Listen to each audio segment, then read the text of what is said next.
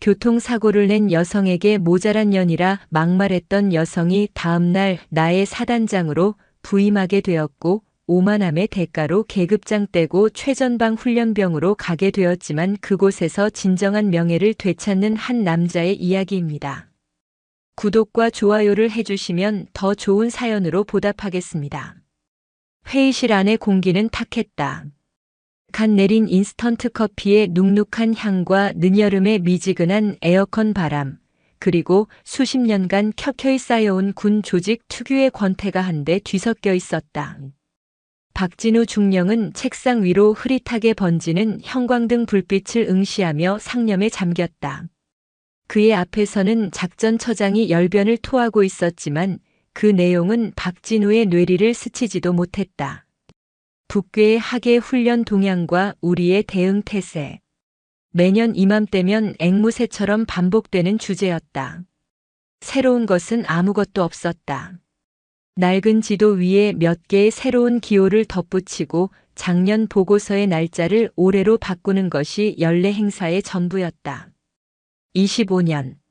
그의 군 생활은 강산이 2번 하고도 절반이 변할 시간이었다. 육군 사관학교의 뾰족한 정모를 쓰고 화랑 연병장을 누비던 그 시절, 그의 심장은 조국을 향한 뜨거운 충성심으로 타올랐다. 야전이 체질이라 믿었고 실제로도 그랬다.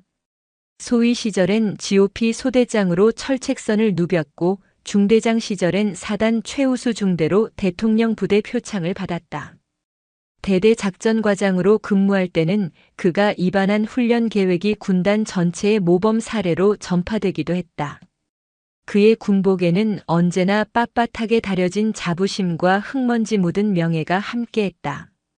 하지만 시간은 그의 편이 아니었다. 동기들은 하나둘씩 대령 계급장을 달고 연대장 감투를 썼다. 발 빠르게 정치 라인을 잡고 처세에 능했던 몇몇은 이미 별을 달고 장군이라 불리고 있었다. 그들이 후방사령부나 국방부의 쾌적한 사무실에서 정책을 논할 때 박진우는 여전히 전방사단의 작전 참모실 한 구석에서 달아빠진 작전 지도를 들여다보고 있었다. 진급심사에서 연거푸 3번을 미끄러지자 그의 자부심은 점차 뒤틀린 자격지심으로 변해갔다. 그의 날카롭던 눈빛은 세상을 향한 냉소와 불만으로 흐릿해졌다. 그의 분노가 가장 명확한 대상을 찾은 것은 국방부가 여군 인력 2만 명 시대를 선포하고 여성 인력 확대 정책을 대대적으로 밀어붙이면서부터였다. 그는 정책 관련 공문이 내려올 때마다 코웃음을 치며 서류를 구겨 쓰레기통에 처박았다. 지랄들 하고 있네. 전투 한 번 안 해본 것들이 책상에 앉아 연필만 굴리니 저딴 정책이나 나온다. 그는 회의 시간에도 자신의 생각을 숨기지 않았다. 얼마 전 여군 전투부대 배치 확대와 관련된 토의 시간에 그는 대놓고 반대 의견을 냈다. 체력적으로나 정신적으로나 여성은 전투 임무에 부적합합니다. 이는 차별이 아니라 차이에 대한 현실적인 인정입니다. 보병 중대 하나를 통째로 여군으로 구성해서 북한군 특작부대와 백병전을 붙여보시렵니까? 전시에 부상당한 180cm짜리 전우를 50kg도 안 되는 여군이 들쳐업고 뛸 수 있겠습니까? 행정이나 보급, 간호 같은 지원 병과라면 몰라도 전투부대의 근간을 흔드는 것은 자살행위입니다. 그의 발언에 몇몇 젊은 장교들의 얼굴이 굳었지만 대부분의 영관급 장교들은 침묵으로 동조했다. 그것이 아직은 군 내부의 보편적인 정서였고 박진우는 그 정서의 가장 선봉에 선 스피커였다. 그에게 여군은 전투력을 갉아먹는 존재이자 배려라는 이름의 특혜를 등에 업고 손쉽게 진급하는 암적인 존재일 뿐이었다. 자신의 진급 누락이 바로 저런 역차별 때문이라는 생각에까지 미치자 그의 내면에서는 통제할 수 없는 분노가 들끓었다. 최근 사단은 어수선했다. 전임 사단장이 합참으로 영전하면서 한 달 넘게 사단장 자리가 공석이었기 때문이다. 부대의 심장이 비어버린 듯한 불안정한 분위기 속에서 다음 사단장이 누가 될 것인가는 모든 장교들의 최대 관심사였다. 그리고 오늘 아침 출처를 알 수 없는 소문 하나가 사령부 전체를 강타했다. 들었나? 신임 사단장 여자라는데? 점심 식사를 위해 들른 장교 식당 한쪽 테이블에서 수군거리는 소리가 박진우의 귀에 날아와 박혔다. 그는 숟가락을 내려놓고 소리가 나는 쪽으로 고개를 돌렸다. 군수참모와 인사참모가 마주 앉아 심각한 표정으로 속삭이고 있었다. 에이 설마요. 야전 전투사단 사단장을 여자로 보낸다고요? 국방부가 미치지 않고서야. 아니야, 거의 확실한 것 같아. 이번에 소장 진급한 최수연이라고 들어봤지? 그 양반이 올 거라는 소문이 파다해. 최수현. 박진우도 들어본 이름이었다. 여자 주재의 비육사 출신으로 초고속 진급을 거듭하며 군내에서 화제가 되었던 인물. 하지만 그건 어디까지나 정책이나 교육 분야의 이야기일 뿐 피와 땀 냄새가 진동하는 최전방 보병사단의 지휘관이 되리라고는 상상도 해본 적 없었다. 박진우는 자리에서 벌떡 일어나 그들의 테이블로 다가갔다. 그의 험악한 표정에 두 참모가 움찔했다. 지금 뭐라고들 했소? 아, 박중령님. 그냥 떠도는 소문입니다. 신임 사단장님으로 최수연 소장이 거론된다는. 박진우는 비웃음을 터뜨렸다. 그 소리는 식당 안의 모든 이들의 시선을 집중시키기에 충분했다. 여자가 사단장? 지나가는 개가 웃을 일이군. 여기가 무슨 여고 동창회라도 되는 줄 아나? 사단 전체를 분홍색으로 페인트 칠이라도 할 셈인가 보지. 그의 노골적인 조롱에 분위기가 싸늘하게 얼어붙었다.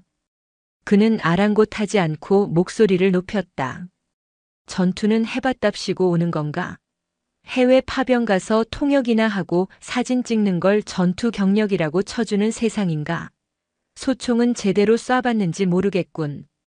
그런 인간 밑에서 어떻게 부하들을 지휘하고 작전을 하란 말이오. 그의 말은 단순한 불만을 넘어선 조직의 근간에 대한 정면 도전이었다. 하지만 그의 오랜 군 생활과 작전통이라는 명성이 그에게 그런 발언을 할 수 있는 방패가 되어주었다. 누구도 감히 그의 말에 토를 달지 못했다. 박진우는 경멸이 가득한 눈으로 주위를 둘러보고는 헛기침을 하며 식당을 나섰다. 사무실로 돌아온 그는 창밖으로 펼쳐진 부대 전경을 내려다보았다. 연병장에서는 신병들이 각계 전투 훈련에 한창이었다. 흙먼지를 뒤집어 쓰고 포복하는 젊은 군인들의 모습은 25년 전 자신의 모습과 겹쳐 보였다. 저 순수한 열정과 땀방울. 저것이야말로 군의 본질이었다. 그런데 이제 저 신성한 공간에 하이힐을 신은 여자가 들어와 군림하려 한단 말인가. 그는 주먹을 불끈 쥐었다. 치밀어 오르는 모멸감에 이가 갈렸다. 오기만 해봐라. 군대가 어떤 곳인지 장난으로 지휘할 수 있는 곳이 아니란 걸 뼈저리게 느끼게 해주마. 그는 자신의 책상으로 돌아와 컴퓨터를 켰다. 군 내부망 인트라넷에 접속해 최수연이라는 이름을 검색했다. 화면에 그녀의 프로필 사진과 이력이 떠올랐다. 단정하게 자른 단발머리에 날카로운 눈매, 다부진 입술. 사진 속 그녀는 웃고 있지 않았다. 이력은 화려했다. 미 육사 위탁교육 수석, 이라크 파병, 합참작전본부 핵심 직위 역임. 하지만 박진우의 눈에는 그 모든 것이 교묘하게 포장된 스펙 관리의 결과물로 보일 뿐이었다. 위탁교육? 미군 장교들하고 파티나 했겠지. 파병? 안전한 그린존에서 브리핑이나 했을 테고. 합참? 펜대 굴리는 행정가들이 뭘 알겠어. 그는 의심과 편견으로 가득 찬 필터를 통해 그녀의 모든 것을 재단했다. 자신의 25년 야전 경력에 비하면 저것들은 모두 소꿉장난에 불과했다. 그는 이 취임식 날 그녀에게 어떤 식으로든 군기를 잡아야겠다고 다짐했다. 25년 짬밥의 힘 야전에서 잔뼈가 굵은 진짜 군인의 힘을 똑똑히 보여주리라. 그날 오후 사단 참모장 명의로 전체 장교들에게 공문이 하달되었다. 제목 JXX대 사단장 이취임식 관련. 일시 X월 X1000. 장소 사단 연병장. 신임 사단장 육군 소장 최수현. 소문은 사실이었다. 박진우는 모니터를 응시한 채 한동안 미동도 하지 않았다. 그의 군복 어깨 위에 지난 25년간의 세월이 녹슨 쇳덩이처럼 무겁게 내려앉는 듯 했다. 그의 세계에 거대한 균열이 시작되고 있었다. 다음 날 아침 박진우의 기분은 어제 내린 비에 젖은 땅처럼 질척거렸다. 밤새 뒤척이며 제대로 잠을 이루지 못한 탓에 머리는 지끈거렸고 속은 쓰렸다. 새로 온다는 여자 사단장에 대한 생각만 하면 혈압이 오르는 것 같았다. 계집에게 충성을 맹세하란 말인가. 그는 출근 준비를 하며 거울에 비친 자신의 얼굴을 보았다. 피로와 불만으로 가득 찬 40대 후반의 사내. 한때는 강철 같던 눈빛도 세월의 풍파 속에 녹이 슬어 있었다. 그는 넥타이를 거칠게 고쳐 매고 집을 나섰다. 그의 낡은 국산 세단은 파주에서 문산으로 이어지는 자유로를 달렸다. 출근 시간의 도로는 언제나처럼 차들로 붐볐다. 라디오에서는 경쾌한 음악이 흘러나왔지만 박진우의 귀에는 소음일 뿐이었다. 그의 머릿속은 온통 오늘 있을 이 취임식에 대한 생각으로 가득했다. 어떻게 하면 그 여자의 코를 납작하게 만들 수 있을까? 어떻게 하면 이 부대의 실세가 누구인지 초장부터 확실하게 각인시킬 수 있을까? 그가 5만 가지 생각에 잠겨 앞차의 꽁무니만 보고 기계적으로 운전하던 바로 그 순간이었다. 기그, 쿵. 갑작스러운 제동음과 함께 차체가 앞으로 강하게 쏠렸다. 그의 차가 앞차와 부딪힌 것이 아니었다. 뒤에서 달려오던 차가 그의 차 후미를 들이받은 것이다. 아, 씨발. 박진우의 입에서 거친 욕설이 터져 나왔다. 안 그래도 최악인 기분에 누군가 불을 지른 격이었다. 그는 룸미러로 뒷차를 확인했다. 검은색 소형 SUV. 그는 분노에 차 문을 활짝 열고 밖으로 나섰다. 뒷차에서도 운전자가 내렸다. 단정한 정장 차림의 여성이었다. 그녀는 당황한 기색이 역력한 얼굴로 허리를 숙이며 사과했다. 정말 죄송합니다. 제가 잠시 전방 주시를 소홀히 해서 많이 놀라셨죠? 어디 다치신 곳은 없으십니까? 여자가 운전자라는 사실을 확인한 순간 박진우의 이성의 끈이 완전히 끊어졌다. 그의 머릿속에 있던 여군 혐오와 여성 운전자에 대한 편견이 뒤섞여 시커먼 분노로 폭발했다. 어떤 모자란 년이 아침부터 운전질이야. 그의 고함에 여자는 물론 주변 차선의 운전자들까지 놀라 쳐다봤다. 박진우는 성큼성큼 그녀에게 다가가 삿대질을 해댔다. 눈은 장식으로 달고 다녀. 운전대를 잡았으면 앞을 봐야 할 거 아냐. 기묘사들이 도로에 기어 나오니까 이 모양 이 꼴이지. 차는 무슨 돈으로 샀어? 남편 등골 빼먹었냐? 입에 담지 못할 폭언이 쏟아졌다. 여성 운전자는 모욕감에 얼굴이 하얗게 질렸지만 그럼에도 침착함을 잃지 않으려 애쓰며 말했다. 선생님 말씀이 너무 지나치십니다. 사고 처리는 제가 책임지겠습니다. 우선 보험사부터 부르시죠. 그녀의 차분한 태도는 오히려 박진우를 더욱 광분하게 만들었다. 그는 여자의 어깨를 손가락으로 툭툭 치며 비아냥거렸다. 그 순간 그는 그녀의 옷깃에 언뜻 스치는 군부대 출입증과 유사한 무언가를 발견했다. 설마 하는 마음에 그녀의 차 앞 유리를 훑어보았다. 육군 제구보병사단이라고 적힌 부대 출입 스티커가 선명하게 붙어 있었다. 어쭈 군인이셔? 박진우의 목소리는 경멸로 가득 찼다. 그는 위아래로 그녀를 훑어보며 비웃었다. 니년 계급은 뭔데? 대가리에 피도 안 마른 것들이 운전대 잡고 설쳐대니까 이 모양이지. 너 같은 것들 때문에 군대 기강이 다 무너지는 거야. 당장 안 꺼져? 관등 성명 안 돼. 그는 자신이 영관급 장교라는 사실을 무기 삼아 그녀를 완전히 짓밟으려 했다.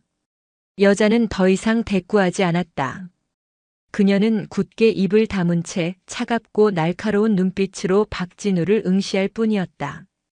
그 눈빛에는 두려움이나 굴복이 아닌 얼음장 같은 분노와 무언가를 가늠하는 듯한 냉철함이 서려 있었다.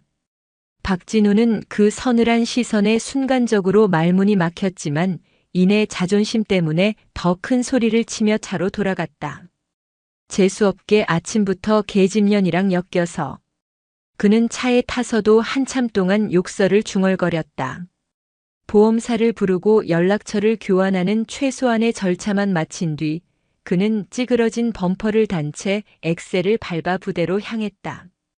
찝찝한 기분은 가시지 않았지만 한편으로는 버릇없는 여군 하나의 군기를 잡았다는 생각에 통쾌함마저 느꼈다. 십시정각 제구보병사단 연병장은 이 취임식을 위해 도열한 수천 명의 장병들로 가득 찼다. 군악대의 연주가 웅장하게 울려 퍼지는 가운데 박진우는 사단 사령부 장교단의 일원으로 단상 아래에 서 있었다.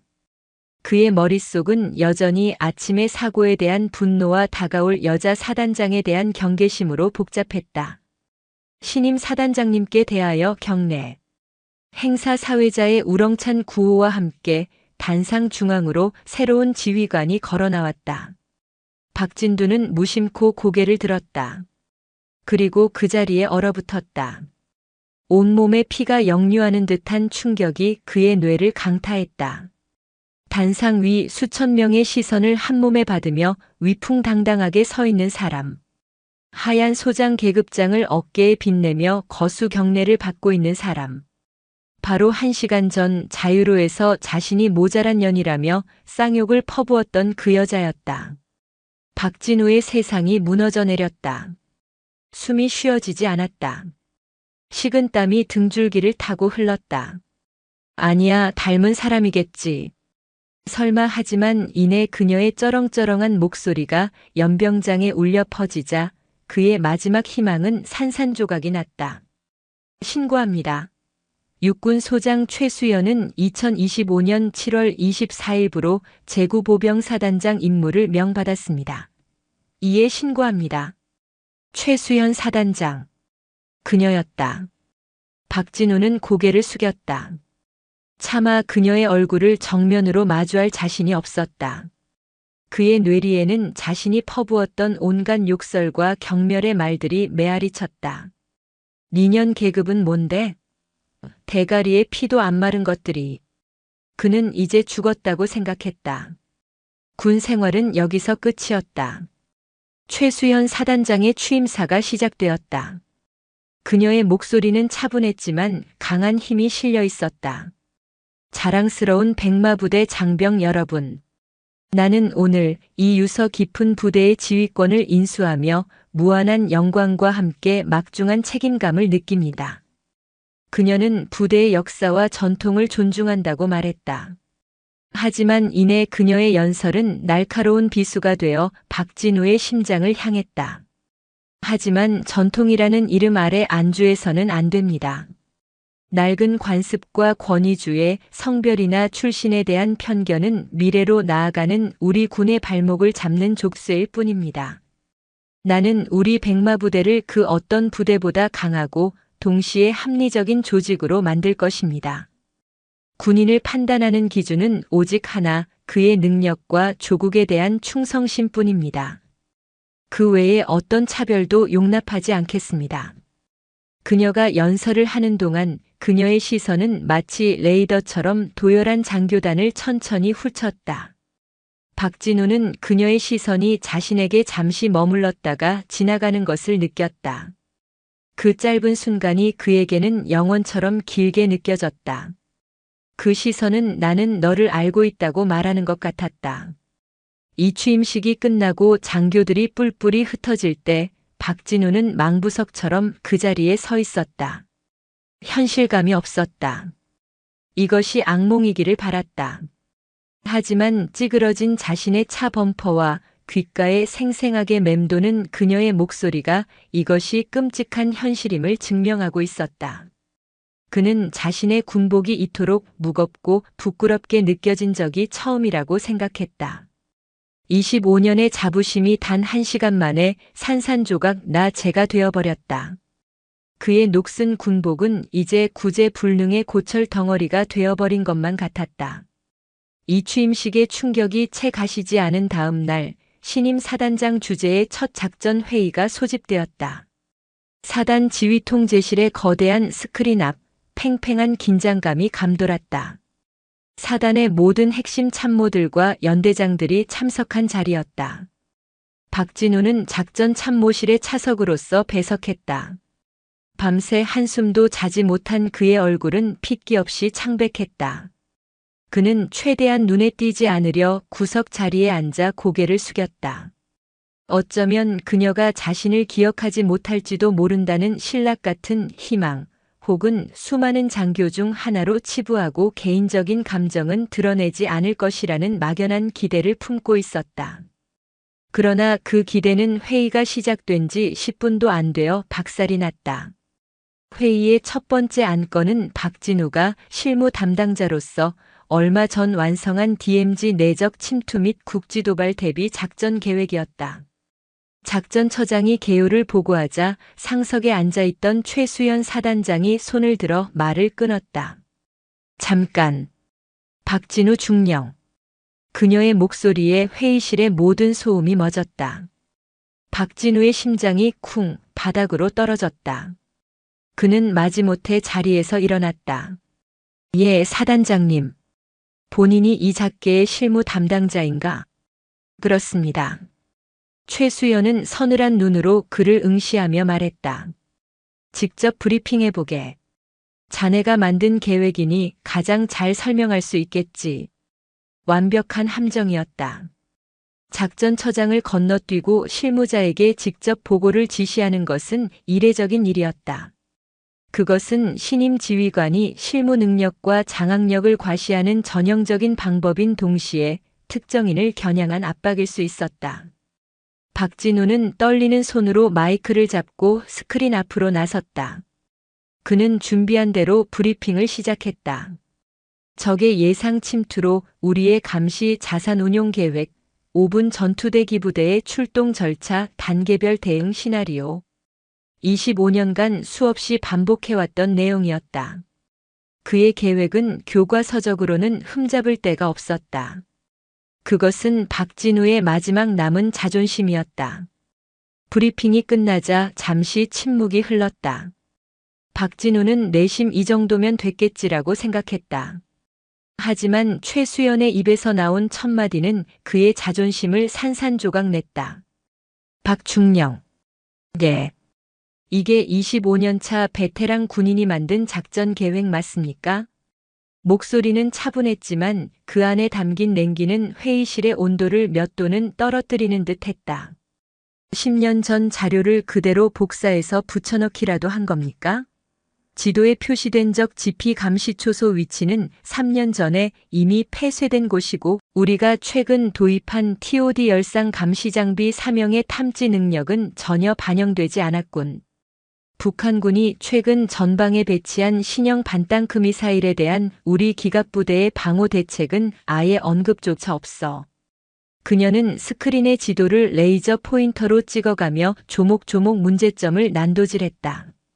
박진우가 안일하게 넘겼거나 혹은 관례적으로 답습했던 모든 부분들이 그녀의 날카로운 분석 앞에 속수무책으로 드러났다. 회의실의 모든 장교들이 숨을 죽인 채 공개적으로 망신을 당하는 박진우와 그런 그를 몰아붙이는 신임 사단장을 번갈아 쳐다봤다. 현장 지형과 적 예상 침투로에 대한 고려는 전혀 없고 탁상 공론만 가득합니다.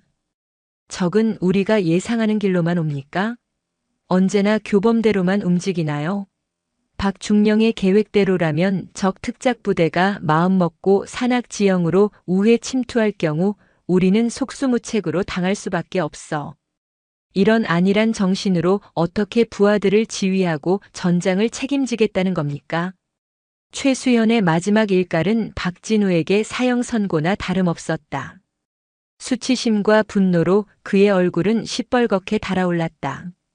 그는 반박하고 싶었지만 그녀의 지적은 너무나 정확하고 논리적이어서 단 한마디도 대꾸할 수 없었다.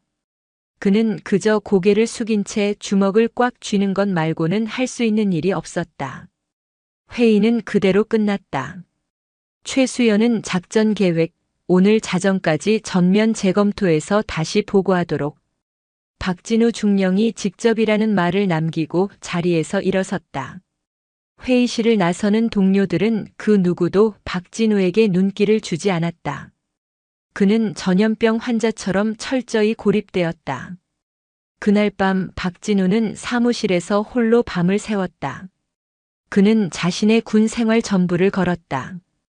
수치심과 모멸감은 도끼가 되어 그의 정신을 지배했다. 그는 수십 개의 관련 부대에 전화를 돌려 최신 첩보 자료를 긁어 모았고 위성사진과 지형도를 몇 시간이고 들여다보며 새로운 작전 개념을 구상했다. 그의 머릿속에서 수백 번의 워게임이 펼쳐졌다. 커피와 에너지 드링크로 버티며 그는 동이 틀 무렵에야 완전히 새로운 작전 계획서를 완성할 수 있었다. 거의 완벽에 가까웠다. 이 정도라면 그 여자도 인정할 수밖에 없으리라. 다음 날 아침 퀭한 눈으로 사단장실의 문을 두드렸다. 비서실의 여군 부사관이 그를 차갑게 흘겨보더니 안으로 들여보냈다. 최수연은 책상에 앉아 서류를 보고 있었다. 박진우는 밤새 만든 보고서를 그녀의 책상 위에 올려놓았다. 사단장님, 어제 지시하신 작전 계획서 보완을 완료했습니다. 하지만 최수연은 그가 내민 보고서에 눈길조차 주지 않았다. 그녀는 서류를 옆으로 쓱 밀어놓고는 자리에서 일어나 창가로 걸어갔다. 그리고는 박진우를 돌아보며 차갑게 말했다. 내가 문제 삼는 건 보고서가 아니라 박중령의 태도입니다. 박진우는 무슨 말인지 이해할 수 없었다. 태도라니 무슨 말씀이신지 아직도 모르겠나? 최수연은 자신의 책상으로 돌아와 얇은 서류철 하나를 꺼내 들었다.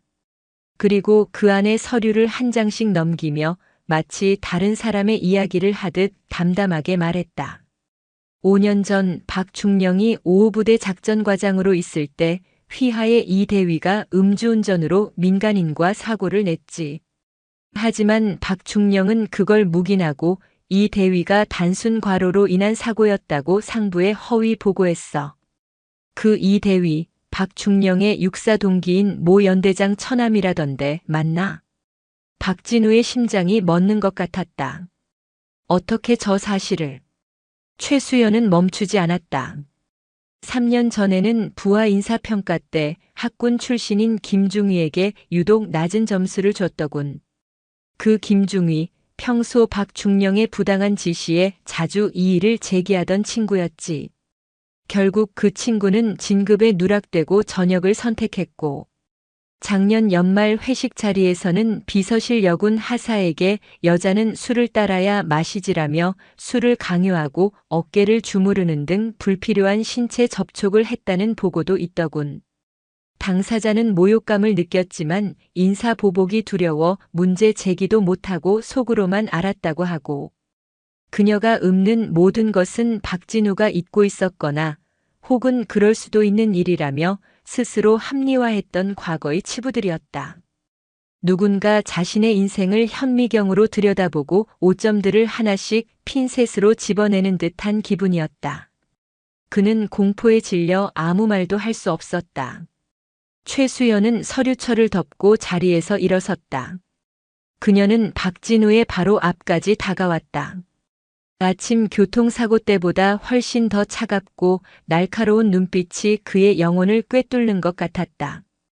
그녀는 그의 가슴에 달린 중령 계급장을 나지막이 하지만 회의실의 모든 사람에게 들릴 만큼 또렷하게 말했다. 박중령. 그 군복 부끄럽지도 않습니까? 그 질문은 거대한 망치가 되어 박진우의 마지막 남은 자존심을 남김없이 박살냈다. 그는 대답할 수 없었다. 부끄러웠다. 자신의 모든 것이, 자신의 25년 군 생활 전체가 참을 수 없이 부끄러웠다. 그의 눈앞이 캄캄해졌다. 무너진 자존심의 폐허 속에서 그는 자신이 설 자리가 어디에도 없다는 것을 깨달았다. 최수연의 마지막 질문이 쐐기가 되어 박진우의 영혼에 박혔다. 그 군복 부끄럽지도 않습니까? 그는 아무 대답도 하지 못했다. 아니, 할 수 없었다. 혀가 굳고 온몸에 힘이 빠져나가는 감각. 그는 자신이 어떻게 사단장실을 걸어 나왔는지, 어떻게 비틀거리며 복도를 지나 자신의 사무실로 돌아왔는지 기억하지 못했다. 세상의 모든 소리가 멀어지고 눈앞의 풍경은 초점 잃은 렌즈처럼 흐릿하게 번졌다. 사무실에 들어선 그는 문을 잠갔다. 그리고는 의자에 허물어지듯 주저앉았다. 끝이었다. 모든 것이 끝났다. 그의 25년 군 생활은, 아니 그의 인생 자체가 가장 치욕적인 방식으로 종언을 고했다. 최수연이 꺼내 보인 서류철은 그의 과거를 담은 판도라의 상자였다. 그가 애써 잊으려 했던, 혹은 대수롭지 않게 여겼던 모든 과오들이 괴물이 되어 그의 목을 조여왔다. 어떻게 알았지? 대체 어떻게? 그의 머릿속은 혼돈으로 가득 찼다. 사단장이라는 자리가 그 정도의 정보력을 가질 수 있단 말인가? 아니면 누군가 작정하고 자신을 음해한 것인가? 하지만 이내 그는 그런 의문이 부질없음을 깨달았다. 중요한 것은 그녀가 안다는 사실이었고, 그 모든 것이 명백한 진실이라는 점이었다. 그는 자신의 오만함이 스스로를 얼마나 눈멀게 했는지, 자신의 발밑이 얼마나 썩어 문드러져 있었는지 비로소 깨달았다. 시간이 얼마나 흘렀을까? 그는 멍하니 창밖을 바라보았다. 해가 서쪽으로 기울며 하늘을 붉게 물들이고 있었다. 매일 보던 노을이었지만 오늘따라 그 핏빛 풍경은 마치 그의 추락을 조롱하는 거대한 상처처럼 보였다. 책상 위에는 그의 가족 사진이 놓여 있었다. 아내와 대학생이 된 아들. 그들에게 그는 언제나 자랑스러운 군인이었다. 하지만 이제 그는 무슨 낯으로 그들을 마주해야 한단 말인가. 그는 책상 서랍을 열었다. 깊숙한 곳에 보관해둔 권총이 차갑게 빛났다. 군인이 명예를 잃었을 때 선택할 수 있는 길은 많지 않았다. 그는 떨리는 손으로 권총을 꺼내 들었다. 묵직한 무게가 그의 손바닥을 짓눌렀다. 이대로 모든 것을 끝내버리면 이 지독한 수치심과 절망에서 벗어날 수 있을까? 그 순간 그의 전화기가 울렸다. 사단장 비서실이었다. 박진우 중령님, 사단장님께서 지금 즉시 들어오시라고 하십니다. 기계적인 목소리는 그의 자살 충동을 현실의 냉엄함으로 끌어내렸다. 그는 권총을 서랍 안에 던져넣고 자리에서 일어났다. 어차피 죽을 목숨이라면 마지막으로 그녀가 무슨 말을 하는지 드러나 보자. 그의 발걸음은 사형장으로 향하는 죄수처럼 무거웠다. 다시 들어선 사단장실. 최수연은 창밖을 보고 서 있었다. 그녀는 박진우가 들어서는 것을 보고도 한동안 말이 없었다. 무거운 침묵이 방을 가득 채웠다. 먼저 침묵을 깬 것은 최수연이었다. 앉지. 그녀는 책상으로 돌아와 의자에 앉으며 말했다. 박진우는 그녀의 맞은편 의자에 뻣뻣하게 앉았다. 박중령에게 선택지를 주려고 불렀다. 그녀의 목소리는 아까의 질책과는 달리 감정이 실려 있지 않았다. 지극히 사무적이었다. 첫 번째 선택은 정식으로 징계위원회에 회부되는 것이다. 내가 가진 자료들을 바탕으로 조사가 시작되면 박중령은 최소 정직 이상의 중징계를 피할 수 없을 거야. 아마 불명예 전역으로 군 생활을 마감하게 되겠지. 연금도 상당 부분 삭감될 거고 군인으로서 쌓아온 모든 명예는 땅에 떨어질 거다. 물론 그게 박중령이 받아 마땅한 죗값일 수도 있고. 그녀의 말 한마디 한마디는 박진우의 가슴에 못을 박았다. 불명예 전역. 그것은 군인에게 사형 선고나 다름없었다. 두 번째 선택이 있다. 최수연은 잠시 말을 끊고 박진우의 눈을 똑바로 응시했다. 내가 주는 마지막 기회다. 기회라는 말에 박진우의 눈이 희미하게 흔들렸다. 자존심 때문에 군복을 벗겠다면 말리지 않겠다. 하지만 박중령의 눈을 보니 아직 그 군복의 무게를 완전히 놓아버린 것 같지는 않군. 아직 그 안에 25년 전 화랑 연병장에서 빛나던 군인의 혼이 아주 조금이라도 남아있다면 기회를 주겠다. 그녀는 자리에서 일어나 벽에 걸린 거대한 서부전선 작전지도 앞으로 걸어갔다. 강등이다. 예. 계급장을 떼라. 중령 박진우는 오늘부로 죽는 거다. 그리고 당신은 여기 제구보병사단 수색대대로 간다. 그녀의 손가락이 가리킨 곳은 지도상에서도 가장 북쪽 비무장지대 DMZ 철책선이 붉게 표시된 지역이었다. 수색대대의 일개 평대원으로 1년간 복무한다. 계급도 권위도 이름도 없이 20살짜리 병사들과 함께 구르고 똑같이 먹고 똑같이 자고 똑같이 훈련받아라. 갓 임관한 소위의 명령에 복종하고 상병에게 작업 요령을 배워라. 당신이 그토록 경멸했던 최전선의 가장 밑바닥에서 당신이 잃어버린 것이 무엇인지 스스로 찾아내란 말이다. 그것은 상상조차 해본 적 없는 처사였다. 영관급 장교가 계급 없이 사병처럼 복무하는 것. 그것은 징계보다 더한 살아있는 치욕이었다. 매일매일 자존심이 갈기갈기 찢겨나가는 생지옥이 될 것이 분명했다. 이것은 처벌인 동시에 기회다. 1년 뒤 당신이 그곳에서 살아남아 무사히 돌아온다면, 그리고 당신이 군인으로서 다시 태어났음을 내게 증명해 보인다면 그때는 당신의 명예를 회복시켜 주겠다. 하지만 만약 당신이 중간에 포기하거나 혹은 그곳에서도 오만한 중령 행세를 하려 든다면 그땐 첫 번째 선택지보다 더 끔찍한 결말을 맞게 될 거다. 그녀는 박진우에게 선택을 강요했다. 죽음과도 같은 명예로운 전역과 지옥과도 같은 치욕적인 살. 박진우는 한참 동안 말이 없었다. 그의 머릿속에서 수만 가지 생각이 충돌했다. 이대로 모든 것을 포기하고 불명예를 감수할까? 아니, 그럴 수는 없었다. 가족들의 얼굴이 떠올랐다. 이 치욕을 견뎌낼 수 있을까? 아들뻘 되는 녀석들에게 조롱당하며 1년을 버틸 수 있을까? 그는 자신이 없었다. 하지만 그 순간 그의 귓가에 최수연이 했던 말이 맴돌았다. 25년 전 화랑 연병장에서 빛나던 군인의 혼. 그랬다. 그에게도 그런 시절이 있었다. 조국을 위해 목숨을 바치겠다 맹세했던, 계급이 아니라 사명감으로 군복을 입었던 시절. 그는 그 마지막 불씨를 이대로 꺼뜨리고 싶지 않았다. 박진우는 자리에서 일어섰다. 그리고 허리를 깊이 숙였다. 가겠습니다. 떨리는 목소리였지만 그 안에는 결연한 의지가 담겨 있었다. 그 기회 제가 받겠습니다. 최수연은 말없이 그를 바라볼 뿐이었다. 며칠 후 사단 대강당에서는 월간 지휘관 회의가 열렸다. 사단의 모든 영관급 장교들이 모인 자리였다. 회의 말미 최수연 사단장은 이례적으로 박진우 중령을 단상 위로 불렀다. 장교들은 의아한 표정으로 수군거렸다. 단상에 선 박진우는 마이크를 잡았다.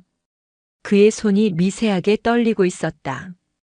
그는 눈을 감았다가 뜨고 강당을 가득 메운 동료와 후배 장교들을 천천히 둘러보았다. 저는 오늘 이 자리에서 여러분께 제 과오를 고백하고 사죄하고자 합니다. 그의 첫마디에 강당은 물을 끼얹은 듯 조용해졌다. 저는 오만한 군인이었습니다. 저의 능력과 경력을 과신한 나머지 동료를 존중하지 않았고 부하를 아끼지 않았습니다. 저의 편견과 독선으로 많은 이들에게 상처를 주었습니다. 특히 군의 전투력에 헌신하는 여군 동료들을 폄훼하고 모욕하는 큰 죄를 지었습니다. 저는 군복 입을 자격이 없는 사람이었습니다. 그의 목소리는 점차 안정을 찾아갔다. 그는 자신의 치부를 드러내는 것이 두렵지 않았다. 이에 저는 사단장님의 명을 받아 오늘부로 중령 계급을 반납하고 제구사단 수색대대의 평대원으로 보직을 옮깁니다. 앞으로 1년간 저는 가장 낮은 곳에서 군인으로서의 본분을 다시 배우고 오겠습니다. 저의 오만했던 과거를 벌하고 새로운 군인으로 거듭날 수 있는 마지막 기회를 주신 사단장님께 감사드립니다. 그리고 저로 인해 상처받은 모든 분들께 진심으로 머리 숙여 사죄드립니다. 박진우는 마이크를 내려놓고 강당의 모든 이들을 향해 허리가 90도로 꺾일 때까지 깊이 숙였다. 그의 등 뒤로 쏟아지는 수백 개의 시선 속에는 경악, 조롱, 동정, 그리고 아주 희미한 존중이 뒤섞여 있었다. 그는 비로소 자신의 무겁고 녹슨 군복을 벗어 던지고 아무것도 걸치지 않은 맨몸으로 다시 태어나고 있었다. 박진우를 태운 낡은 군용 집차는 포장도로가 끝나는 지점에서부터 격렬하게 덜컹거렸다. 창밖으로 스치는 풍경은 급격하게 황량해졌다. 민가는 사라지고 듬성듬성 솟은 소나무와 잡목 사이로 녹슨 철조망과 경고 표지판들이 나타나기 시작했다. 지뢰 접근 금지. 공기마저 날카로운 쇳가루 냄새를 머금은 듯했다. 이곳이 바로 대한민국 최북단 서부전선이었다. 그의 어깨 위에는 더 이상 번쩍이는 중령 계급장이 없었다. 가슴에는 박진우라는 이름표 대신 부대 마크만 덩그러니 붙어 있었다. 그의 모든 것을 증명해주던 계급과 명찰이 사라지자 그는 이름 없는 존재, 그저 군복 입은 40대 후반의 사내일 뿐이었다. 낡은 더블백 하나가 그의 전 재산이었다. 그 안에는 몇 벌의 속옷과 세면도구, 그리고 그가 25년간 신었던 낡은 군화가 들어있었다. 차가 마침내 목적지에 멈춰섰다. 제구사단 수색대대 5호 소초. 산 중턱에 위태롭게 자리 잡은 소초는 잿빛 시멘트 건물 몇 채가 전부였다. 페인트는 곳곳이 벗겨져 흉터처럼 보였고 건물 주위에는 모래주머니로 만든 방호벽이 둘러쳐져 있었다. 25년 전 그가 소위로 처음 부임했던 GOP 소초보다도 더 열악하고 삭막한 풍경이었다. 그가 차에서 내리자 위병소의 경계병이 경계심 가득한 눈으로 그를 훑쳤다. 그의 어깨에 계급장이 없는 것을 확인한 병사의 눈에 의아함이 스쳤다. 누구십니까? 오늘부로 전입 온 박진우라고 합니다. 자신을 소개하는 목소리가 스스로도 어색하게 느껴졌다. 잠시 후 소대장으로 보이는 갓 임관한 듯한 소위 한 명이 달려나왔다. 그의 명찰에는 김상위라고 적혀 있었다. 앳된 얼굴의 김소위는 박진우의 얼굴과 행정 서류를 번갈아 보며 난감한 표정을 감추지 못했다. 사단에서 내려온 공문에는 그의 신상에 대해 특별 파견 인원이라고만 명시되어 있을 뿐 구체적인 내용은 함구하라는 지시가 있었다. 아오시느라 고생 많으셨습니다. 저는 본 소초 소대장 김상위 소위입니다. 박진우는 아무 대답도 하지 않았다. 아들뻘도 안 되는 젊은 장교에게 경례를 붙여야 할지 악수를 청해야 할지 그는 자신의 위치를 가늠할 수 없었다. 김소희는 그의 침묵을 어떻게 받아들여야 할지 몰라 안절부절 못했다. 저 일단 생활관으로 안내해 드리겠습니다. 저희는 선배 전우님이라고 부르면 되겠습니까? 아니면 아저씨? 선배 전우님 아저씨. 그 어떤 호칭도 기괴하게 들렸다. 박진우는 그저 고개를 끄덕였다. 그가 배정받은 생활관은 12명의 병사가 함께 쓰는 좁은 공간이었다. 퀴퀴한 땀 냄새와 먼지가 뒤섞인 공기. 관물대는 낡았고 침상은 삐걱거렸다. 그가 들어서자 침상에 앉아 휴식을 취하던 병사들의 시선이 일제히 그에게로 쏠렸다. 20살 남짓한 젊은 눈동자들 속에는 순수한 호기심과 함께 낯선 이방인에 대한 경계심이 뒤섞여 있었다. 소대전 인원 주목. 오늘부터 우리와 함께 생활하실 박진우 선배 전우님이시다. 다들 예의 갖춰서 잘 모시도록. 알겠나? 김소위의 말에 병사들은 마지못해 예 알겠습니다. 라고 대답했지만 그들의 수군거림은 멈추지 않았다. 저 아저씨 누구냐? 나이가 우리 아버지 뻘인데? 사고치고 강등당해서 온 건가? 완전 고문관 예약이네. 첫날부터 그의 시련은 시작되었다. 오후 체력 단련 시간. 3km 뜀걸음에서 그는 젊은 병사들의 속도를 따라가지 못하고 맨 뒤에서 염소처럼 거친 숨을 몰아쉬었다. 폐가 터져나갈 것 같았고 무릎은 시큰거렸다. 한 바퀴를 추월해 지나가는 병사들의 낄낄거리는 웃음소리가 그의 등 뒤에 비수처럼 박혔다. 철책 보수 작업에서는 25년 만에 잡아보는 공구 사용이 서툴러 상병에게 아저씨, 그렇게 하시면 안 됩니다. 이리 주보십시오라며 구박을 받았다. 무엇보다 견디기 힘든 것은 굴욕감이었다.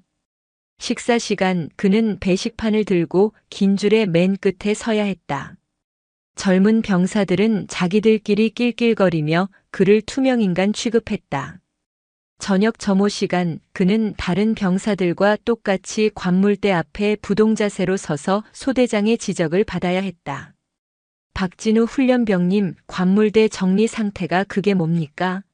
사회에서 하시던 버릇 아직 못 고치셨습니까? 김소위는 일부러 훈련병이라는 호칭을 사용하며 그와 다른 병사들 사이에 명확한 선을 그으려 했다. 그것은 김소위 나름의 생존 방식이자 혼란스러운 지휘 체계를 바로잡으려는 필사적인 노력이었다.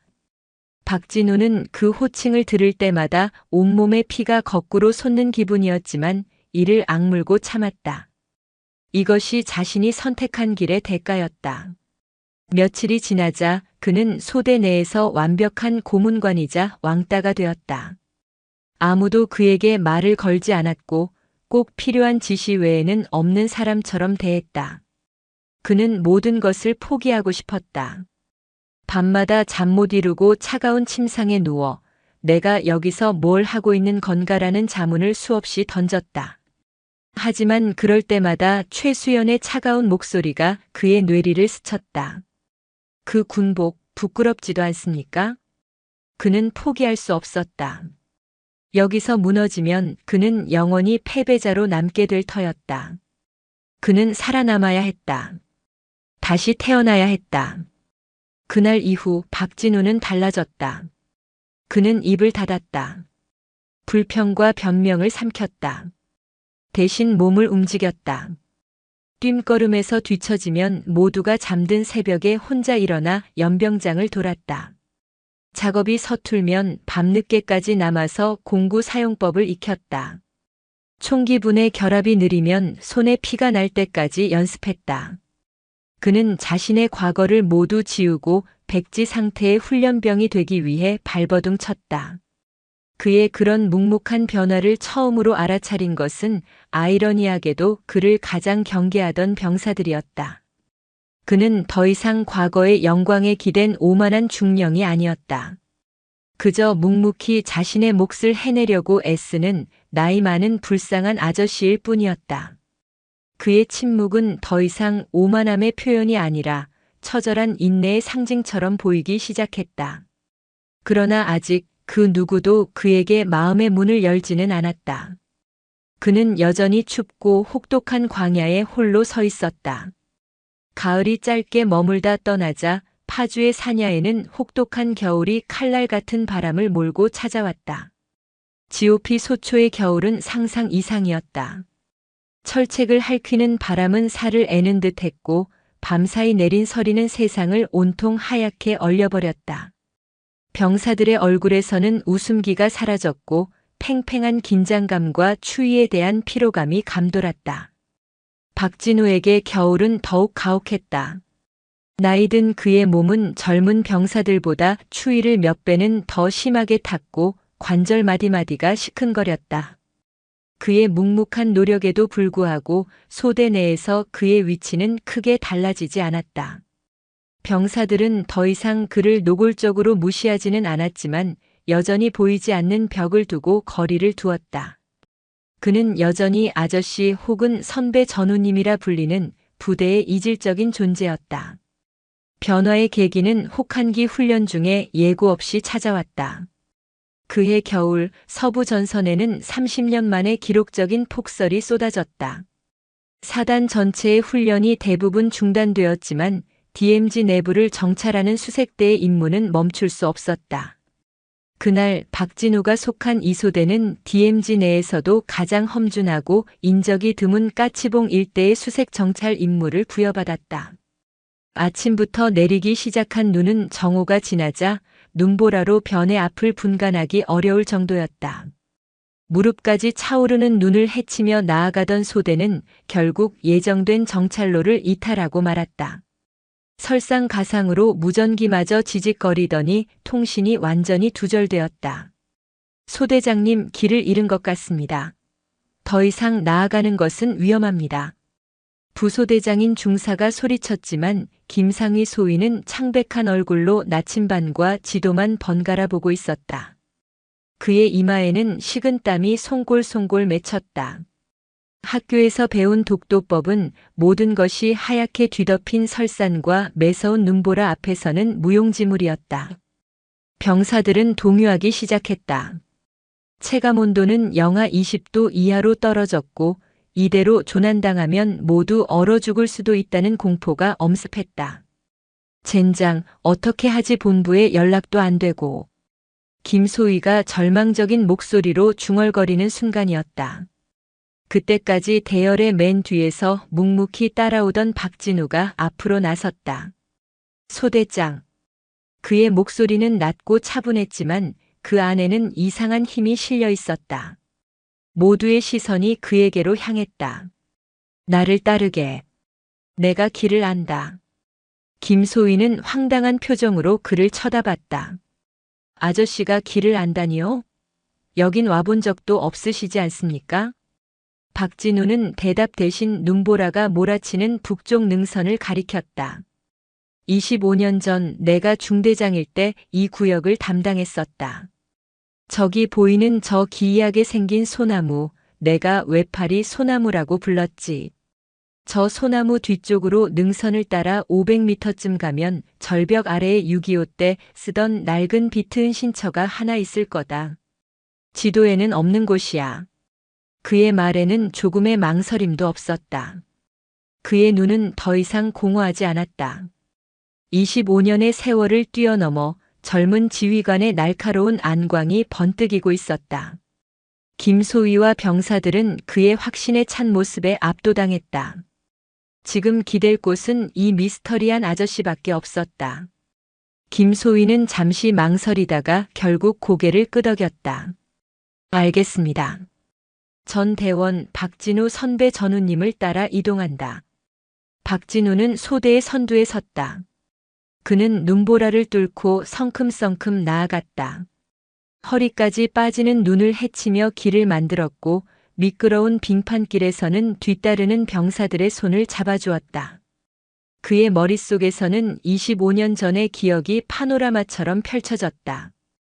당시 부하들과 함께 땀 흘리며 순찰했던 길, 함께 라면을 끓여 먹었던 바위, 위험한 지형에 박아두었던 쇠말뚝의 위치까지. 모든 것이 어제 일처럼 생생했다. 1시간쯤 지났을까? 그의 말대로 거대한 절벽 아래 교묘하게 숨겨진 동굴 입구가 나타났다. 낡은 통나무로 입구를 막아놓은 오래된 비트였다. 찾았다. 안으로 들어서자 매서운 바람이 거짓말처럼 멎었다.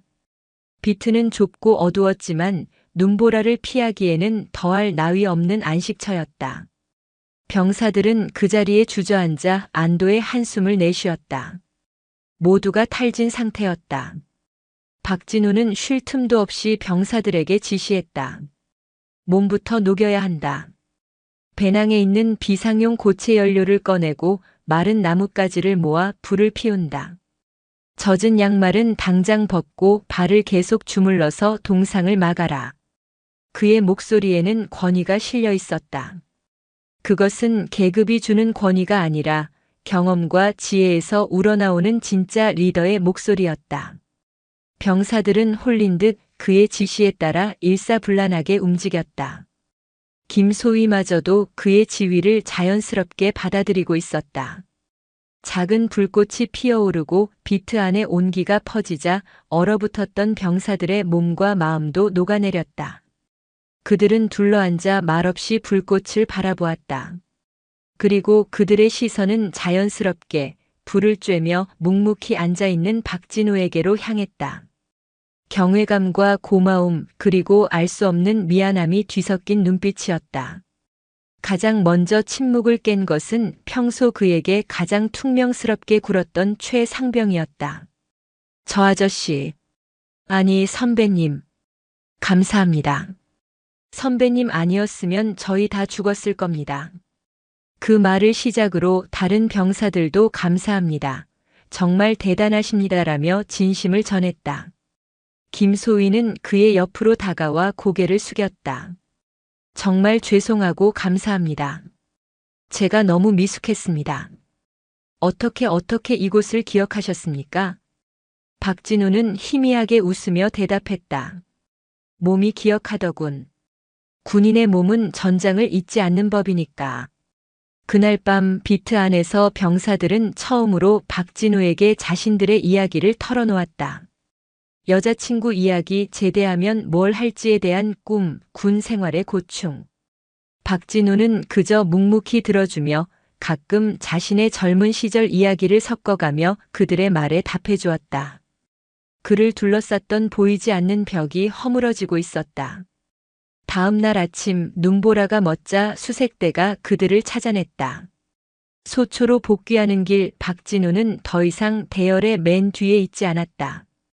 그는 김소희와 나란히 걸으며 주변 지형에 대해 설명해주고 있었다.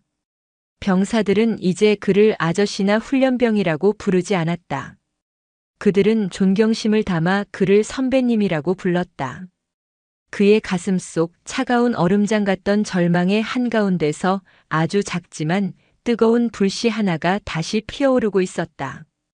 그것은 계급도 명예도 아닌 전우의 신뢰라는 이름의 불씨였다. 시간은 상처를 무디게 하고 관계를 숙성시켰다. 혹한기 훈련의 그 밤 이후 박진우는 더 이상 소대의 이방인이 아니었다. 그는 존경받는 선배님이자 소대원들이 스스럼 없이 기대는 정신적 지주가 되었다. 그는 자신의 25년 경험을 아낌없이 젊은 병사들에게 전수했다.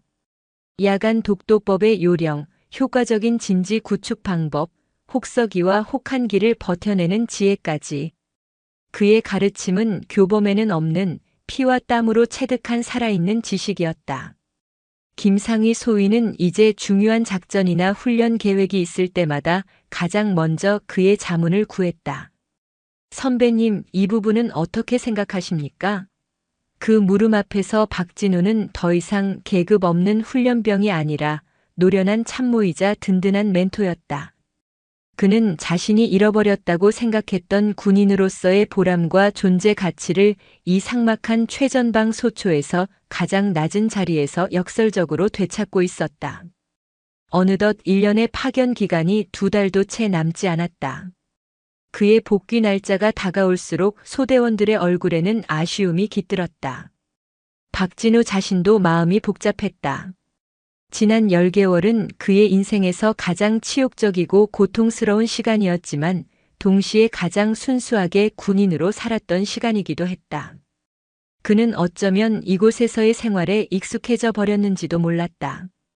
사단으로 복귀하여 다시 마주해야 할 최수연의 얼굴과 자신을 향한 동료들의 시선을 떠올리면 숨이 막혔다.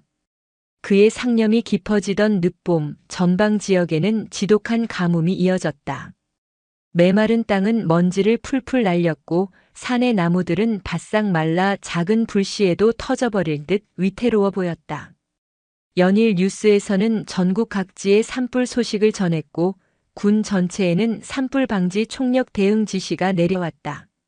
운명의 그날 오후 소초원들은 한가로운 휴식을 취하고 있었다.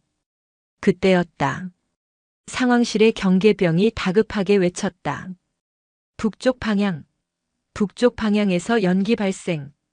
모두가 뛰쳐나갔다. 소초 북동쪽 비무장지대 DMZ 너머의 야산에서 검은 연기 기둥이 솟아오르고 있었다. 처음에는 작은 연기였지만 때마침 불어온 강한 서풍을 타고 불길은 순식간에 거대한 혓바닥처럼 번져나갔다. 젠장, 북쪽에서 넘어온 불이야. 상황은 최악으로 치닫고 있었다. 불길이 향하는 곳은 바로 그들의 소초가 위치한 까치봉이었고 더 큰 문제는 DMZ 내부에 무분별하게 매설된 지뢰밭이었다. 수십 년간 잠자고 있던 낡은 대전차 지뢰와 대인 지뢰들이 불길의 열기를 견디지 못하고 터지기 시작하면 그 일대는 거대한 화약고가 되어 연쇄 폭발을 일으킬 것이 자명했다. 그것은 소초의 존립 자체를 위협하는 재앙이었다. 전원 방화 장비 착용. 즉시 방화선 구축 작업에 투입한다. 중대장의 다급한 명령이 무전으로 하달되었다. 김소위를 필두로 소대원들이 분주하게 움직이기 시작했지만 전례 없는 위기 앞에 모두가 공포에 질려 있었다. 불길은 생각보다 훨씬 빨랐다. 지옥의 아가리처럼 붉은 입을 벌리며 모든 것을 삼켜버릴 듯 달려들었다. 간간이 펑 하는 작은 폭발음이 들려왔다. 이미 일부 유실지뢰가 터지기 시작한 것이다. 혼란의 중심에서 박진우는 불길을 응시하고 있었다. 그의 눈빛은 더 이상 두려움에 떠는 40대 아저씨의 것이 아니었다. 수많은 위기 상황을 지휘했던 야전 지휘관의 눈빛으로 돌아와 있었다. 그의 뇌는 그 어느 때보다 차갑고 빠르게 회전했다. 바람의 방향, 불길의 확산 속도, 지형의 고저, 가용 인력과 장비. 모든 변수들이 그의 머릿속에서 조합되며 최적의 생존 공식을 만들어내고 있었다. 우왕좌왕하는 병사들과 안절부절 못하는 김소희를 본 순간 그의 잠자던 본능이 포효하며 깨어났다. 이것은 명령을 기다려야 할 상황이 아니었다. 생존을 위해 싸워야 할 전투였다. 박진우는 겁에 질려 어쩔 줄 모르는 한 이등병의 어깨를 붙잡고 외쳤다. 그의 목소리는 연병장을 가르는 천둥처럼 울렸다. 정신 차려. 모두의 시선이 그에게로 향했다. 지금부터 내 지시에 따른다.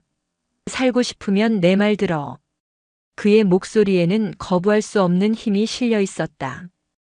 혼란 속에서 갈피를 잡지 못하던 병사들은 그의 단호한 음성에서 구원의 동아줄을 발견한 듯 했다. 김소희마저도 이의를 제기하지 않았다. 그는 본능적으로 지금 이 상황을 통제할 수 있는 유일한 사람이 박진우임을 인정했다.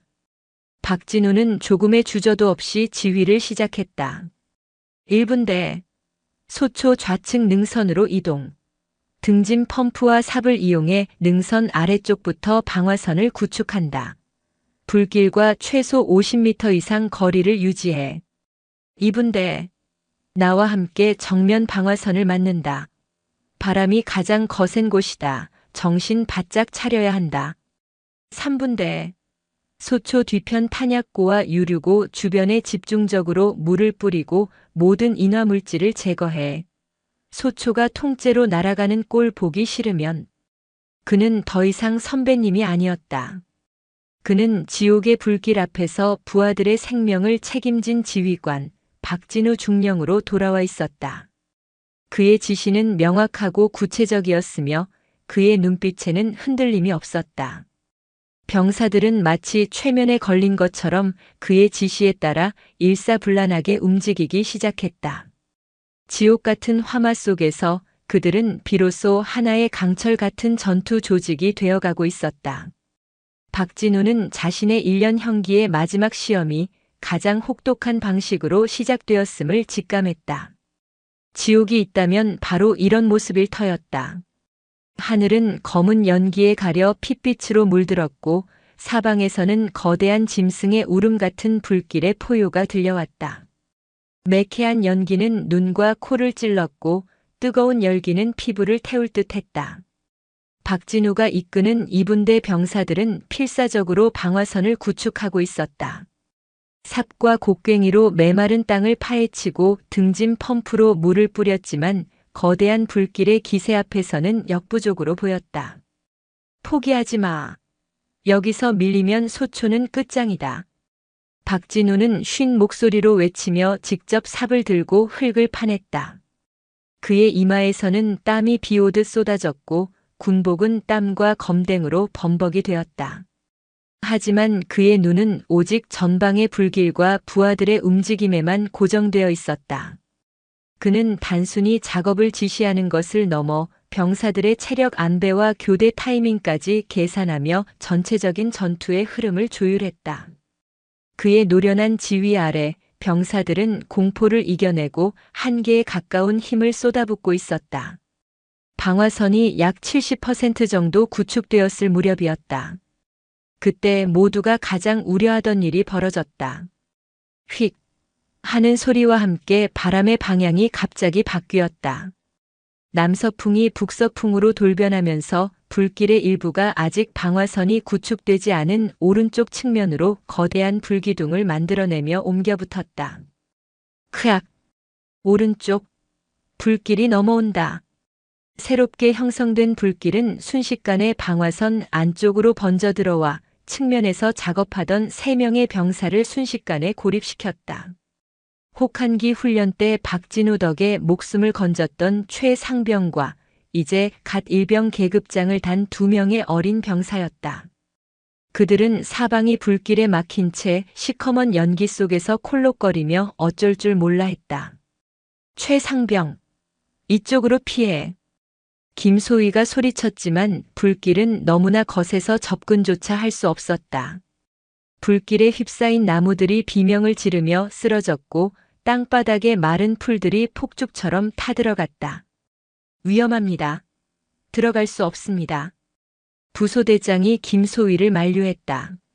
합리적인 판단이었다. 저 불길 속으로 들어가는 것은 자살행위였다. 고립된 병사들을 구하려다 더 큰 희생을 치를 수도 있었다. 김소희는 입술을 깨물었다. 그의 눈에 절망이 어렸다. 바로 그 순간이었다. 박진우가 옆에 있던 대형 물통을 자신의 머리 위로 통째로 들이부었다. 흠뻑 젖은 그는 망설임 없이 소리쳤다. 내가 간다. 내가 데리고 나올 테니 여기서 단 한 발짝도 물러서지 마라. 방화선을 사수해. 안 됩니다, 선배님. 위험합니다. 병사들이 외쳤지만 박진우는 이미 불길을 향해 몸을 날린 뒤였다. 그는 흠뻑 젖은 모포 하나를 방패처럼 앞세우고 지옥의 불길 속으로 뛰어들었다. 커! 숨을 쉴 수 없었다. 뜨거운 공기가 칼날처럼 폐를 파고들었다. 시야는 온통 검붉은 연기로 가득 차 한 치 앞도 보이지 않았다. 그의 군복 소매에 불이 옮겨 붙었다. 그는 맨손으로 불을 쳐서 껐다. 살이 타는 냄새가 진동했지만 고통을 느낄 겨를도 없었다. 그의 머릿속에는 오직 한 가지 생각뿐이었다. 내 부하들을 구해야 한다. 그는 귀를 기울였다. 희미하게 들려오는 기침 소리를 따라 방향을 잡았다. 몇 걸음 나아갔을까 연기 속에 쓰러져 있는 병사들의 희미한 실루엣이 보였다. 최상병은 의식이 있었지만 2명의 일병은 이미 연기에 질식해 정신을 잃어가고 있었다. 정신 차려 이놈들아. 박진우는 최상병의 멱살을 잡고 일으켜 세웠다. 그리고 정신을 잃은 2 병사를 양쪽 어깨에 들쳐맸다. 상상 이상의 무게가 그의 늙은 몸을 짓눌렀다. 하지만 그는 이를 악물고 버텼다. 최상병, 내 어깨 잡아. 절대 놓치면 안 돼. 그가 왔던 길로 돌아가기 위해 몸을 돌리는 순간 그의 앞을 가로막고 있던 거대한 소나무가 우지끈 소리를 내며 불기둥에 휩싸인 채 쓰러지기 시작했다. 피할 공간도 시간도 없었다. 그 찰나의 순간 박진우는 반사적으로 몸을 돌렸다. 그는 2명의 병사를 자신의 품 안으로 끌어안고 자신의 등으로 거대한 불타는 나무 기둥을 받아냈다. 끄악! 그의 등에서 지옥의 고통이 터져나왔다. 전투복이 순식간에 재가 되고 살과 근육이 타들어가는 끔찍한 감각. 그는 비명을 지르며 쓰러졌지만 품 안에 있는 병사들만은 끝까지 놓지 않았다. 그의 살신성인이 아니었다면 3명 모두 그 자리에서 목숨을 잃었을 터였다. 기적적으로 나무 기둥의 직격을 피한 최상병이 울부짖으며 박진우를 일으키려 애썼다. 그 모습을 본 바깥의 병사들도 더 이상 지켜보고만 있지 않았다. 몇몇이 물통을 들고 불길 속으로 뛰어들어 길을 만들었다. 마침내 그들은 지옥에서 벗어났다. 박진우는 땅에 쓰러지자마자 정신을 잃었다. 그의 등은 형체를 알아볼 수 없을 정도로 끔찍하게 타들어가 있었다. 하지만 그의 2팔은 마지막 순간까지 의식 잃은 2병사를 굳게 끌어안고 있었다. 그의 영웅적인 희생을 목격한 모든 병사들은 그 자리에 얼어붙었다. 그들의 눈에서는 뜨거운 눈물이 흘러내렸다. 그 눈물은 매캐한 연기 때문만이 아니었다. 한 늙은 군인의 위대한 헌신 앞에서 그들은 군인이 지켜야 할 가장 숭고한 가치가 무엇인지를 온몸으로 깨닫고 있었다. 몇 시간의 사투 끝에 바람의 방향이 바뀌고 때마침 도착한 군 소방대와 지원 병력의 도움으로 산불은 기적적으로 진압되었다. 동이틀 무렵 까치봉 일대는 검은 잿더미와 매캐한 연기만이 남은 상처투성이의 모습으로 변해 있었다. 하지만 가장 치열했던 격전지 5호 소초는 기적처럼 무사했다. 박진우가 목숨을 걸고 사수한 방화선 덕분이었다.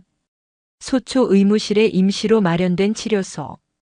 박진우는 간이 침대에 의식을 잃은 채 누워 있었다. 군의관은 그의 등에 가득한 끔찍한 화상에 응급처치를 하면서도 혀를 내둘렀다. 조금만 깊었으면 척추신경이 손상될 뻔했습니다.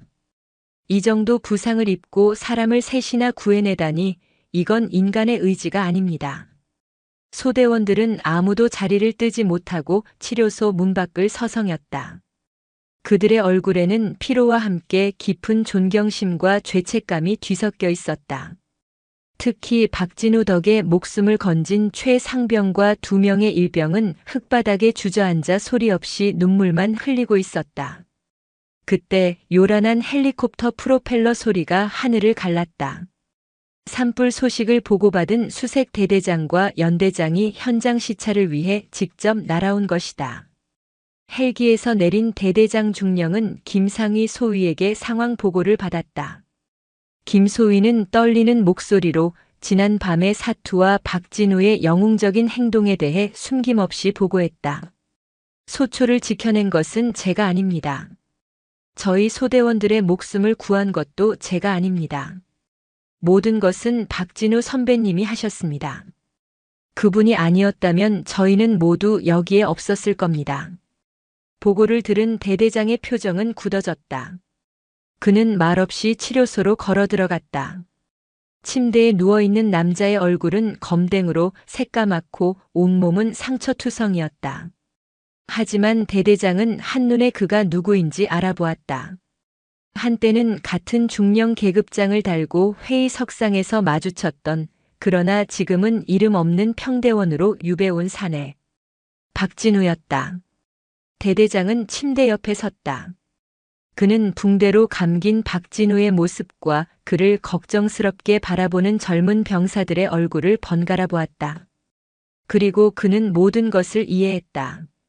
지난 1년간 이 남자에게 무슨 일이 있었는지, 그리고 이 남자가 이곳에서 무엇을 이루어냈는지를. 그는 허리를 꼿꼿이 폈다.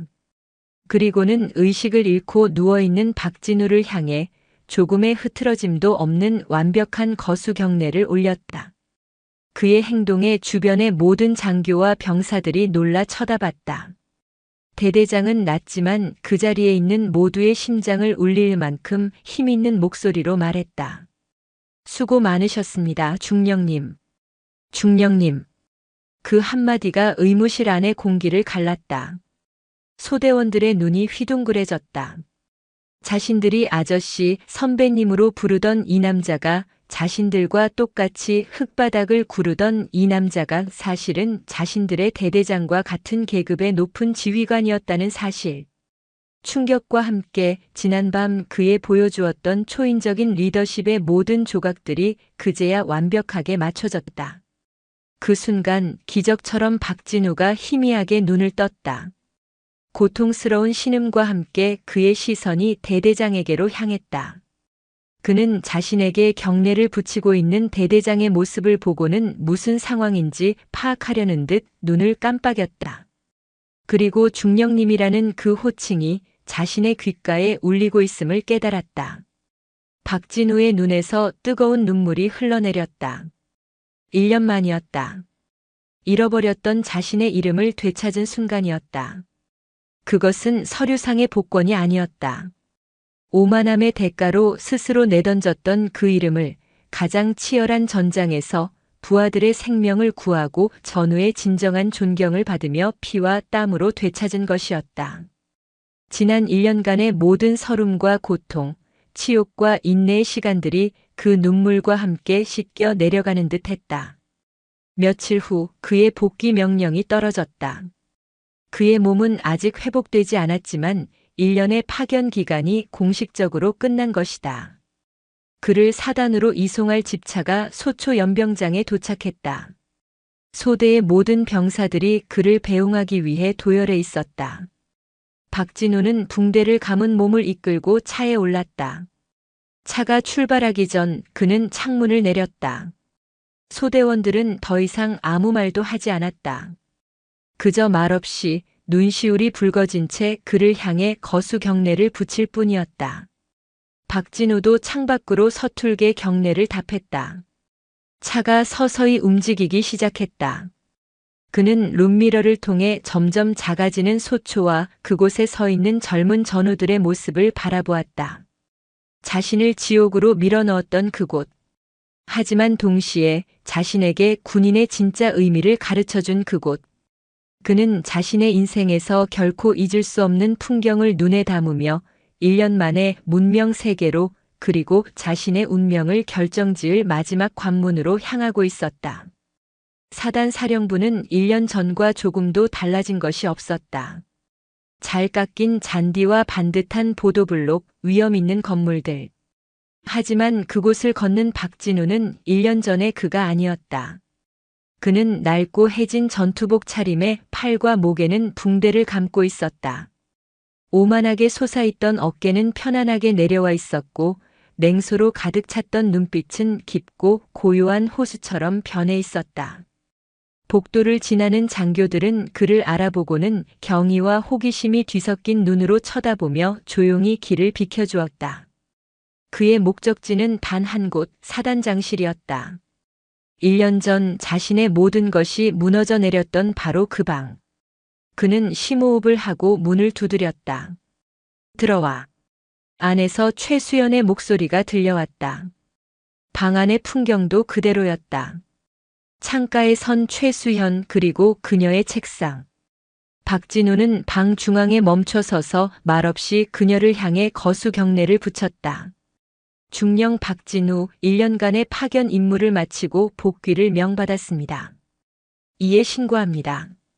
최수연은 천천히 그에게로 다가왔다. 그녀의 시선은 그의 얼굴과 붕대로 감긴 팔을 지나 그의 깊어진 눈동자에 머물렀다. 그녀의 책상 위에는 이번 산불 사건에 대한 상세한 보고서가 놓여 있었다. 그녀는 모든 것을 알고 있었다. 그녀는 1년 전과 똑같은 질문을 던졌다. 목소리는 여전히 차가웠지만 그 안에는 미세한 온기가 느껴지는 듯 했다. 이제 그 군복의 의미를 알겠습니까, 박중령? 박진우는 잠시 침묵했다. 그리고는 조용히 그러나 흔들림 없는 목소리로 대답했다. 알겠습니다, 사단장님.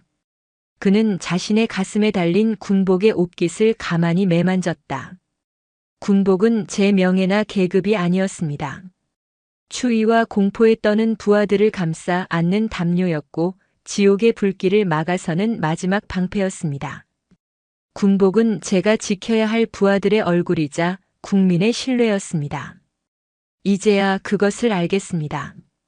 그의 대답에 최수연의 입가에 아주 희미한, 거의 알아차리기 힘든 미소가 스쳐 지나갔다. 그녀는 책상으로 돌아가 새로운 보직 명령서를 집어들었다. 박중령의 몸이 회복되는 대로 새로운 임무를 부여한다. 그녀가 내민 명령서에는 육군 보병학교 전술학 교관이라고 적혀 있었다. 야전 지휘관이 아닌 후배들을 가르치는 교관의 자리. 어떤 이에게는 한직으로 보일 수도 있는 자리였다. 하지만 박진우는 그 보직의 의미를 즉시 깨달았다. 최수연이 말했다. 가서 젊은 장교들을 가르치십시오. 전술만이 아니라 당신이 그곳에서 피와 땀으로 배운 진짜 리더십이 무엇인지를, 당신의 실패와 극복의 경험이 그들에게 최고의 교보제가 될 겁니다. 그녀는 창밖을 보며 말을 이었다. 나는 오만하고 낡은 군인을 벌하고 싶었지만 동시에 유능한 군인 하나를 잃고 싶지도 않았소. 당신이 그 불길 속에서 보여준 용기는 당신 안에 잠들어 있던 진짜 군인의 모습이었을 테지. 가서 당신 같은 불행한 군인이 다시는 나오지 않도록, 그러나 당신처럼 위기 속에서 빛날 수 있는 진짜 군인을 키워내시오. 그것이 내가 당신에게 주는 마지막 명령이다. 박진우는 두 손으로 명령서를 받았다. 그는 그 종이 한 장의 무게가 천근만근처럼 느껴졌다. 그는 다시 한번 허리를 깊이 숙였다. 명 받들겠습니다. 몇 달 후 계룡산 자락에 위치한 육군 보병학교의 한 강의실. 초급 장교 과정 OBC를 밟고 있는 수백 명의 신임 소위들이 긴장된 표정으로 자리에 앉아 있었다. 그들의 앞에 팔에 희미한 화상 자국이 남은 한 중령이 교단에 섰다. 박진우였다. 그는 준비된 강의 노트를 옆으로 치웠다. 그리고는 젊고 열정 가득한 눈들을 하나하나 마주치며 자신의 첫 강의를 시작했다. 여러분, 오늘 우리는 전술이나 작계에 대해 이야기하지 않을 것입니다. 대신 실패에 대해 이야기해 봅시다. 한 군인의 처절했던 실패, 그리고 그 실패를 통해 무엇을 배웠는지에 대해서 말입니다. 그는 자신의 이야기를 시작했다. 자신의 오만함과 편견, 치욕스러웠던 1년간의 유배 생활, 그리고 지옥의 불길 속에서 비로소 깨닫게 된 군복의 의미까지. 그의 목소리는 담담했지만 그 어떤 전술 교리보다도 깊은 울림이 되어 젊은 장교들의 가슴에 파고들었다. 그의 등 뒤 창문 너머로 눈부신 햇살이 쏟아져 들어오고 있었다. 그는 더 이상 과거의 그늘에 갇힌 패배자가 아니었다. 그는 자신의 상처를 거울 삼아 미래의 군대가 나아가야 할 길을 비추는 존재, 백마의 거울이 되어 새로운 군 생활의 첫 발을 내딛고 있었다. 그의 이야기는 이제 막 시작되고 있었다. 오늘도 요지경 사연을 잘 들어주셔서 감사합니다.